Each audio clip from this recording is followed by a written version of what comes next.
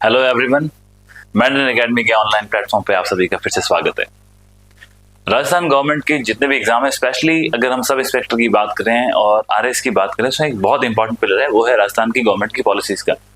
और गवर्नमेंट की पॉलिसी जिस स्केल पे साल 2024, 25 और इस साल के स्टार्ट में आई है, कहीं ना कहीं बहुत तरीके से स्टूडेंट्स को परेशान कर रखा है। इन चीज़ों को सॉल्व करने के लिए जितनी भी हमारी गवर्नमेंट की इंपॉर्टेंट पॉलिसीज आ रखी है, जिसके बारे में एग्जाम प्रश्न पूछा जा रहा है, उसको हम एक होलिस्टिक तरीके से कवर करने का हमारा प्लान है, जिसकी हम फर्स्ट क्लास ले रहे हैं। एक इंपॉर्टेंट चीज आपको ये ध्यान रखी होगी कि मैं आपको बता दूं कि रिसेंटली लास्ट हमारे 2 आरएस के एग्जाम हुए और इवन जो एसआई का एग्जाम हुआ था 2021 में, इसके अंदर भी पॉलिसीज को लेकर क्वेश्चन आए और साल 2024 के आरएस के प्रीलिम्स के अंदर तो इसमें 4 क्वेश्चन आए थे। तो ये बहुत इंपॉर्टेंट एरिया है। तो यहाँ पे जैसे आपकी डिमांड थी उसके हिसाब से, तो सबसे पहले हम जो पॉलिसीज कवर करने वाले हैं उसके अंदर आज हमारा जो मेन टारगेट्स हैं, जो पॉलिसी कवर करेंगे सीक्वेंस से करेंगे, जिसके अंदर टेक्सटाइल की पॉलिसी है, इसके अंदर आपकी जो मशीन लर्निंग की पॉलिसी आ रखी है, आर्टिफिशियल इंटेलिजेंस की है, और साथ के साथ जो हमारा एमसैंड को लेके पॉलिसी आई। अब चूंकि इसके अंदर पॉलिसी 2024 की भी है, 25 की भी है, 26 की भी है, लेकिन आपको परेशान होने की जरूरत नहीं है, क्योंकि ये उस ऑर्डर से उठाइए क्योंकि जिसका जिक्र कहीं ना कहीं बजट में हो रखा है, या फिर कहीं मुख्यमंत्री जी या माननीय मंत्री महोदय कहीं भी मीटिंग्स में जा रहे हैं, वहां उसका जिक्र कर रहे हैं, तो हो सकता है एग्जामिनर का उस पर ध्यान आए और वो इस प्रश्न को उठाए। तो विदाउट वेस्टिंग एनी टाइम सबसे पहले हमारे पास है राजस्थान की एमसैंड की पॉलिसी। इस पॉलिसी को पढ़ने से पहले सबसे पहले आपको बताना है कि इस एम का मतलब क्या है। इस एम का मतलब मैन्युफैक्चर्ड सैंड। मैन्युफैक्चर्ड सैंड मतलब बनाना। तो ये एमसैंड है और इसकी क्या ऐसे रीजन थे जिस कारण से हम ये पॉलिसी लेंगे। तो मुख्यमंत्री जी का और जो माननीय मंत्री होते हैं उनका इस पॉलिसी के ओरिजिनल डॉक्यूमेंट में पहला और दूसरा पेज उनका होता है। उसके बाद जो उस डिपार्टमेंट के सचिव हैं उनका एक व्याख्यान आता है। तो वहां से ये चीज उठाई, उसमें ये बताया गया कि इस पॉलिसी का मेन रीजन क्या है कि हमारी जनसंख्या बढ़ रही है और इस जनसंख्या के साथ हमें इंफ्रास्ट्रक्चर की जरूरत है, बुनियादी ढांचे को बढ़ाने की जरूरत है। जब आप बुनियादी ढांचे को बनाना चाहते हो तो हो क्या रहा है कि लोगों को बजरी चाहिए और बजरी प्राप्त कर रहे हैं कहां से? नदियों से। इससे हो क्या रहा है, हमारा जो इकोसिस्टम वो खराब हो रहा है, पारिस्थितिकी तंत्र है वो खराब हो रहा है, क्योंकि अवैध खनन हो रहा है बजरी। इस कारण से इन चीजों को रोकने के लिए, क्योंकि नदियां राजस्थान में सीमित है, संसाधन सीमित है, इन सब चीजों को मैनेज करने के लिए हम मैन्युफैक्चर सैंड का कंसेप्ट लेके आए, ताकि ये एक ऐसा अल्टरनेटिव ऑप्शन बन सके जिसके अंदर आप नदियों से बजरी ना निकाल के इस सैंड का इस्तेमाल करें। अब इसके अंदर ये इसका मुख्य लक्ष्य है कि साल 2047 तक जो हमारा विकसित राजस्थान है उसके अनुरूप इसके अंदर निवेश आए, एम सैंड की नई नई इकाइयां लगे और इस एम सैंड को लोगों को अंदर प्रोत्साहन मिले, इसको यूज करें। और इसके लिए इन्होंने ये भी किया है कि गवर्नमेंट ने ये भी कहा है कि जो हमारे डिपार्टमेंट है उन सभी डिपार्टमेंट के अंदर कोई भी काम होगा तो उन सभी के अंदर लगभग उनकी रिक्वायरमेंट का 50% तक एम सैंड का इस्तेमाल होना चाहिए। ये घोषणा बजट के अंदर हुई और पॉलिसी के अंदर भी ऐसी बातें लिखी हुई है। देन आगे बढ़ते हैं। तो इस पॉलिसी के अंदर मैंने आपको बता दिया जिस प्रकार से हमें इकोसिस्टम को सुधारना है, पारिस्थितिकी के तंत्र को बचाना है, और ना सिर्फ इस तंत्र को बचाना है बल्कि नदियों को और आने वाली भविष्य की जनरेशन के लिए संसाधन को बचाना, ये इसके मुख्य उद्देश्य हो गए। इसके बाद एम सैंड है क्या, ऑलरेडी मैंने बता दिया, मैन्युफैक्चर सैंड है। तो सबसे पहले आप क्रशिंग करते हो, यानी कि बड़े बड़े बोल्डर्स हैं उनको आप क्रश करते हो। क्रश करने के बाद उनको एक आकार मिलता है, फिर उसको छानते हो। छानना मतलब कोई हाथों से छानने की बात नहीं, ग्रेडेशन होता है। ग्रेडेशन के माध्यम से छोटे कण बड़े कण सब अलग अलग होते हैं और आपको लास्ट में मैन्युफैक्चर सैंड बनती है। अब इस सैंड के अंदर ही बहुत सारी बातें हैं और इंपॉर्टेंट बात क्या है कि एक यदि आज देखा जाए डिमांड को और सप्लाई को, तो आज लगभग हमारी जो नदियों से मिट्टी है उसकी डिमांड 70 मिलियन टन है, जबकि हम एम सैंड कितनी प्रोड्यूस कर पा रहे हैं, तो मैन्युफैक्चर सैंड मात्र 13 मिलियन है। तो इन दोनों का जो ये अंतर है, इस अंतर को कैसे पूरा करें? केवल और केवल एम सैंड के लिए हमारे पास 36 यूनिट ही है, तो इन यूनिट को प्रमोट करना है। एम सैंड की और बहुत सारे यूनिट्स लगे और ये यूनिट्स लग करके एम सैंड का प्रोडक्शन हो, ताकि ये दोनों का जो गैप है 70 मिलियन टन और 13 मिलियन टन, इसको हम ब्रिज कर सके। ये एक मेन एम है इस पॉलिसी को लाने का। इसके बाद इससे आप ये समझ गए कि एम सैंड की जो हमारी पॉलिसी है उसको बढ़ाना है। कहीं इसके अलावा और इसका व्याख्यान मिलता है? हाँ मिलता है। सुप्रीम कोर्ट के अंदर साल 2012 के अंदर केस हुआ था मिस्टर दीपक बनाम हरियाणा स्टेट, जिसके अंदर सरकार ने कहा था कि जब तक आपको इकोलॉजिकल तरफ से पर्यावरण के लिए एक स्पष्टीकरण या परमिशन नहीं मिलती, तब तक आप नदियों से कोई खनन या बजरी नहीं निकाल सकते।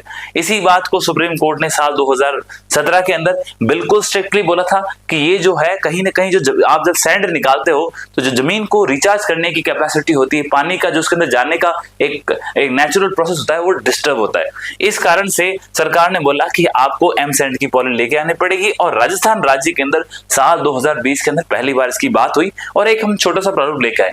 लेकिन 2024 के अंदर हम फर्स्ट क्लास मिनरल्स और एम सैंड दोनों की पॉलिसी लेके आए, और हमने यहाँ पे एम सैंड को एक उद्योग का दर्जा भी दिया, और ना सिर्फ ये बल्कि जो लोग इसके अंदर काम कर रहे हैं उसको इंसेंटिव देने का प्रयास किया, ताकि जो हमारी 70 मिलियन टन की एम सैंड की हमारी सैंड की रिक्वायरमेंट है उसके अंदर एम सैंड का कंट्रीब्यूशन बढ़ा सके, मैन्युफैक्चर सैंड का कंट्रीब्यूशन बढ़ा सके। तो ये मुख्य बातें थी।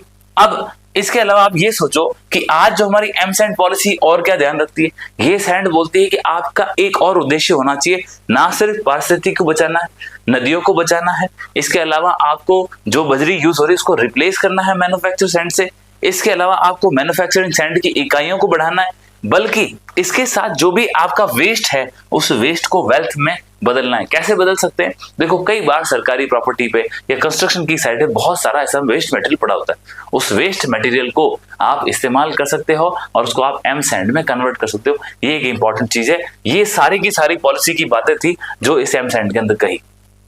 क्लियर है? अब ये आपके पास सोर्सेज क्या हैं इस सैंड को प्राप्त करने के लिए?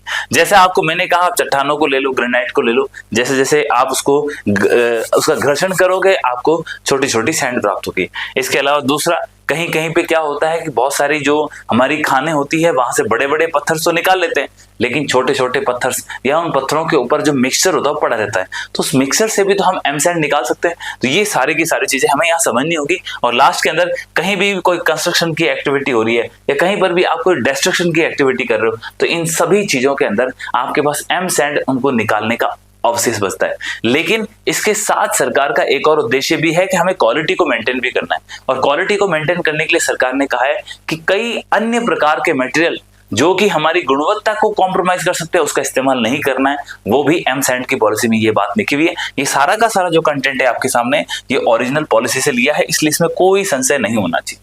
अब दूसरा, अब सबसे बड़ी बात है कि सर आपने एम सैंड किसको बनाओगे, कौन सी यूनिट? हमने बोला कि सर आज की तारीख में जब ये पॉलिसी बनी थी 2024 के अंदर और 2025 के अंदर पॉलिसी आई, तो इस पॉलिसी ने बना कि आज वर्तमान के अंदर राजस्थान में सिर्फ 33 यूनिट ही है जो एम सैंड या मैन्युफैक्चर सैंड को बनाती है। तो अब कैसे बढ़ाएं? तो सरकार ने कहा वो इकाई जो चाहे वो कोई और भी एक्टिविटी करती हो, कोई और भी एक्टिविटी मतलब वहां माइनिंग की एक्टिविटी होगी, बड़े बड़े बोल्डर्स बनाते होंगे, बड़े बड़े पट्टे निकालते होंगे, लेकिन वहां पर यदि 50% से ऊपर जो चीज निकलती है वो अगर सैंड है तो उसको हम एम सैंड की यूनिट बोलेंगे। और दूसरा सबसे बड़ी बात है कि सरकार ने बोला है कि चाहे कि राज्य सरकार हो या फिर कोई अर्ध सरकारी संस्था हो या हमारे स्थानीय निकाय हो या पंचायती राज की कोई भी संस्था हो, यदि ये संस्थाएं जो सरकार से वित्त प्राप्त करती है और इन संस्थाओं के पास में कोई भी निर्माण कार्य होता है, तो वर्तमान में उनके लिए कंपलसरी है कि आपको 25% आपकी कंस्ट्रक्शन एक्टिविटी में जो सैंड इस्तेमाल हो रही है वो कैसी होनी चाहिए, एम सैंड होनी चाहिए।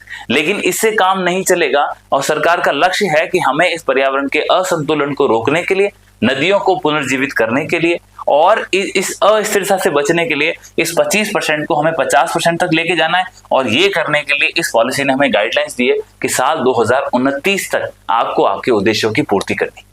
इसके साथ आपको अगर ये पता करना है कि सर इस पॉलिसी की डेडलाइंस क्या है, तो आपको ये याद रखना है कि जितनी राजस्थान के अंदर मोस्टली पॉलिसी आई है वो सारी की सारी पॉलिसी आपकी 31 मार्च 2029 तक है। और यदि किसी की डेट 31 मार्च 2029 नहीं दे रखी, इसका मतलब जब तक नई पॉलिसी नहीं आएगी तब तक वो पॉलिसी लागू रहेगी। क्लियर है? अब ये जो एम सैंड को आप काम कर रहे हो, इस एम सैंड के अंदर बहुत सारे बेनिफिट रिप्स के अंदर मिलते हैं, वही के वही इनको भी बेनिफिट मिलेंगे। रिप्स क्या है? राजस्थान इन्वेस्टमेंट प्रमोशन स्कीम 2024 के अंदर ये भी एक मुख्य पॉलिसी थी। इसके अंदर बहुत सारे प्रावधान थे कि यदि कोई रिप्स यानी कि कोई अगर इंफ्रास्ट्रक्चर करता है, कोई पूंजीगत अपने इकाई को बनाता है, तो उसको हम बहुत सारे बेनिफिट देते हैं। उसको आपको बिजली के अंदर टैक्स नहीं देना, उसको स्टाम्प ड्यूटी से छूट है, उसको रजिस्ट्रेशन के अंदर छूट है, इवन जो आपका जीएसटी के अंदर एसजीएसटी का कंपोनेंट होता है, स्टेट का जो जीएसटी होता है उसके अंदर छूट है। तो इन सारी छूट के अंदर यदि आप एम सैंड की इकाई लगाते हो तो उसके अंदर आपको कुछ एडिशनल बेनिफिट ऐसे कैसे लिखे हैं जो आपको ये अवेलेबल करवा दिए हैं, जिसको बाद में मैं आपको करवाऊंगा, क्योंकि रिप्स जब पढ़ेंगे तो उसके अंदर भी सेम चीज आएगी। अब इसके अलावा एक ईज ऑफ डूइंग बिजनेस है, उसको भी इंप्रूव करना है। तो इसलिए इन्होंने क्या बोला, यदि किसी को एम सैंड की पॉलिसी लगानी है तो कोई बहुत बड़ी बात नहीं, उसको बहुत आसान तरीके से हम पट्टा दे देंगे या उसको परमिशन दे देंगे। इसके अलावा उन्होंने यही बोला कि अगर शहरों में किसी को कहीं पे ये काम करने के लिए कोई प्लॉट वगैरह चाहिए तो उसकी लिमिट भी बढ़ा दी गई है। प्रिसाइसली हमें जानकारी होने की जरूरत नहीं है, लेकिन बता रहा हूं। और इसके अलावा यदि आप अच्छा काम करते हो, यदि आपके पास अच्छी क्वालिटी की सैंड है, तो सरकार ने बोला है कि हम इसके लिए स्टार रेटिंग सिस्टम लेके आएंगे। आप समझ गए? तो ये बहुत ही मुख्य बातें हैं। और ना सिर्फ ये, हम एक सैंड पोर्टल बनाएंगे ताकि उससे जो कस्टमर हैं, खरीदने वाला है, बेचने वाला है, उनको हम एक साथ लेके आ सके। डिजिटलाइजेशन को हम साथ में इन्वॉल्व करेंगे। और लास्ट के अंदर जैसे मैंने बताया कि वेस्ट टू एनर्जी हमारा एक मेन कंसर्न है, उसको भी हम इसके साथ इंटीग्रेट करेंगे। तो ये कुछ मुख्य बातें हैं जो हमारी एम सैंड पॉलिसी बात करती है, जो एग्जाम के पर्सपेक्टिव से बहुत ज्यादा इंपॉर्टेंट है। हो गया क्लियर? इसके अलावा हमारा पॉलिसी यही बोलता है कि हम क्वालिटी को इंश्योर करेंगे। किसी प्रकार से आप ऐसा नहीं कि देखो कस्टमर को आपने बोल दिया, आज ग्राहकों को राजस्थान अपने नागरिकों को बोलता है कि आप ये बजरी छोड़ के आप एम सैंड इस्तेमाल करो। इसका मतलब ये नहीं कि एम सैंड की क्वालिटी खराब होनी चाहिए। तो इसको कैसे इंप्रूव कर सकते हैं? तो इसी के लिए सरकार ने बोला कि कंक्रीट हो, चाहे प्लास्टरिंग के लिए हो, चाहे धुलाई के लिए हो, तो पानी वगैरह सब की क्वालिटी स्टैंडर्ड्स है हमारे पास, आईएस जो इंडियन स्टैंडर्ड कहते हैं, इनके हिसाब से काम होगा, इनका हम ध्यान रखेंगे। और इसके अलावा ना सिर्फ ये, बल्कि इसकी जो मॉनिटरिंग होगी उसके लिए भी 3 लेवल का बताया। फर्स्ट लेवल पे इन्होंने क्या कहा है कि जहां पर भी आपकी लैब है उस लैब के अंदर डेली टेस्ट होंगे। जब डेली टेस्ट होंगे तो उसकी रिपोर्ट मिलेगी, पता चल जाएगा। उसके बाद इन्होंने बोला कि हर क्वार्टरली, हर 3 महीने के अंदर आपका टेस्ट किया जाएगा। हर 3 महीनों के बाद आपकी जो एम सैंड है वो, और इवन जो एम सैंड बनाने के लिए, इसको वॉश करने के लिए जो पानी इस्तेमाल कर रहे हैं वो, इन सब का इस्तेमाल किया जाएगा और इनके सैंपल्स बाहर भेजे जाएंगे। और ना सिर्फ ये, बल्कि इन्होंने ये बोला कि इन सब को मॉनिटर करने के लिए एक डिजिटल पोर्टल बनाएंगे जिसके माध्यम से हम चेक करेंगे। तो एम सैंड बोलने में बड़ा आसान लगता है, लेकिन इसके अंदर बहुत सारे कंपोनेंट्स हैं जो फोकस करते हैं काम पे। लास्ट के अंदर मैंने आपको बता दिया हमारा एक और मेन मुद्दा है कि हो क्या रहा है, बड़े बड़े जब मिनरल्स निकलते हैं तो उसके साथ सैंड पड़ी रहती है, अपशिष्ट पड़ा रहता है। जब हम एम सैंड पॉलिसी लेके आए हैं तो जो अपशिष्ट है उनका भी निवारण होगा। ये सब निवारण करके कहीं ना कहीं हम जीरो डिस्चार्ज की तरफ बढ़ रहे हैं, ताकि प्रकृति के अंदर, ये देखो आप, ये एम सैंड के बड़े बड़े जो आपके सामने हिप्स दिख रहे हैं, ताकि इसके माध्यम से हम वेस्टेज को कम करें। तो ये सारे के सारे जो हमने बातें करी वो उद्देश्य है। जीरो डिस्चार्ज के माध्यम से हम वाटर कंजर्वेशन में भी ध्यान दे रहे हैं, क्योंकि जो पानी इसके अंदर हम इस्तेमाल करेंगे उसको वापस रीयूज कर सकते हैं। इवन जो वेस्ट वाटर है उसका रीयूज भी हम मिट्टी की धुलाई के अंदर कर सकते हैं। तो ये आपको कुछ ना कुछ ध्यान रखना पड़ेगा। इससे कहीं ना कहीं ओवरऑल एक डेवलपमेंट की नई धारणा सरकार करना चाहती है। लास्ट के अंदर आपको वेस्ट टू वेल्थ का कंसेप्ट मैंने बता दिया, ये आपकी मुख्य बात थी एम सैंड की पॉलिसी की। अब सबसे इंपॉर्टेंट लास्ट में बचता है, मैंने आपको डेडलाइन बता दी, 31 मार्च 2029 तक इसकी पॉलिसी की डेडलाइन है। ये RS 2024 में पूछा गया था। अब साथ के साथ आपको ये भी याद रखना है कि इस पॉलिसी के लिए जो डिपार्टमेंट रेस्पॉन्सिबल है वो कौन सा है? Department of mines and operation. तो खान और भू विज्ञान जो विभाग है वो राजस्थान सरकार का, वो इस पॉलिसी को कंप्लीटली देखता है।